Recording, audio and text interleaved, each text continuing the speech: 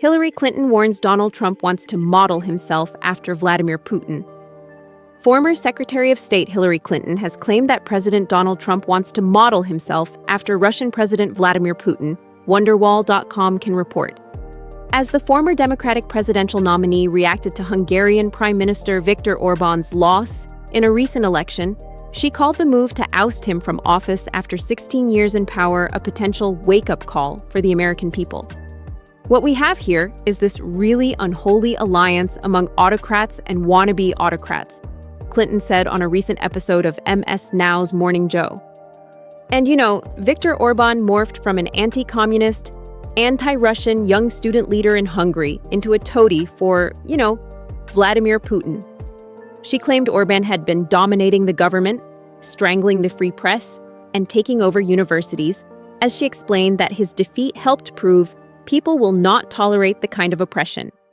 Noting that some of Orbán's behavior might sound very familiar to citizens of the United States, she called for others to learn you cannot allow one-man rule, because one-man rule leads to corruption.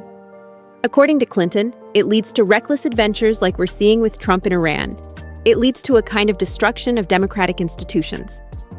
And so I think this is a wake-up call for Americans, she continued.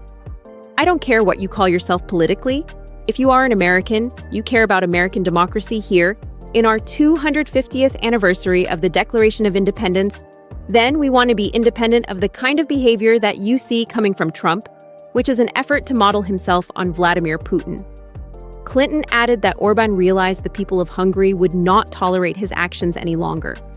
She then expressed her hope that we see that in the midterm and the next presidential election from American voters.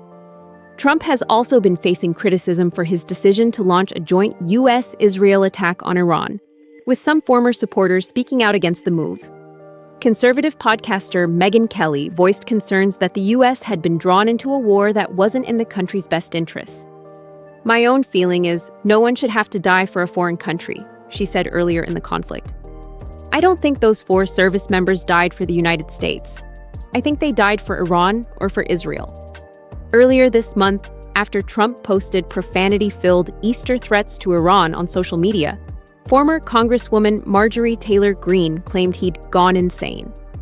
Meanwhile, podcaster Joe Rogan, who endorsed Trump in the 2024 presidential election, called the war stupid. I mean, this is why a lot of people feel betrayed, right? Rogan recently said.